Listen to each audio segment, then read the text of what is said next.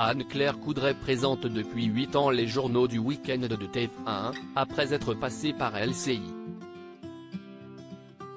Une carrière durant laquelle elle a connu des déconvenues, dont une en particulier. Anne-Claire Coudray a succédé à Claire Chazal en septembre 2015 à la tête des journaux du 13h et du 20h chaque week-end sur TF1. Depuis, elle fait part de l'actualité du monde aux téléspectateurs chaque fin de semaine tout en restant une personnalité plutôt discrète. À l'occasion du 14 juillet et du dispositif exceptionnel mis en place par les chaînes, dont la Une, Anne-Claire Coudray a répondu à plusieurs interviews.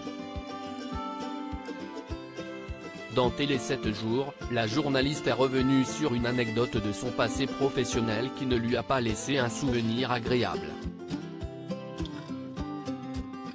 Le premier direct épouvantable d'Anne-Claire Coudray sur LCI, si est-il la déflagration intérieure interrogée par le journaliste sur ses impressions lors de son premier direct, la présentatrice des JT s'est immédiatement souvenue du stress ressenti.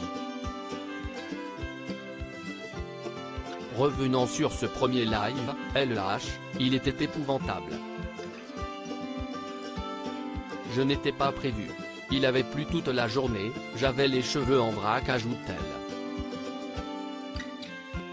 Puis, elle explique que le maire qu'elle devait interviewer pour un duplex ne s'est jamais présenté. Si est-il alors que son chef a une idée lumineuse, 5 minutes avant le direct, le rédacteur en chef de LCI m'a dit, tu prends sa place et tu vas nous raconter ta journée. Et là, si est-il la déflagration intérieure se souvient-elle. Sans se départir de son humour, elle conclut, ma chance, si est-il que LCI ne gardait pas ses archives et que cette séquence a disparu. Un 14 juillet au cœur de la patrouille de France pour Anne-Claire Coudray cette année, en plus de co-animer avec Gilles Boulot les préparatifs et le défilé du 14 juillet pour TF1 de 6h30 à 13h, Anne-Claire Coudray a enregistré une séquence qui sera diffusée durant cette édition spéciale. La journaliste a pu effectuer un vol au sein de l'escadrille de la patrouille de France. Une expérience rare, normalement réservée à des pilotes aguerris. Par ailleurs, elle a également rencontré l'astronaute Sophie Adenauer en vue d'un sujet, lui aussi diffusé ce 14 juillet.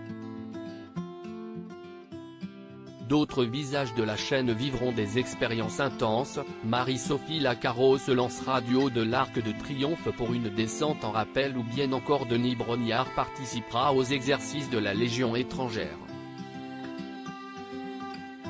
Puis, viendra le lancement du défilé qui, cette année comptera, 5100 hommes et femmes, 200 cavaliers, 221 engins motorisés, 28 hélicoptères et 67 avions.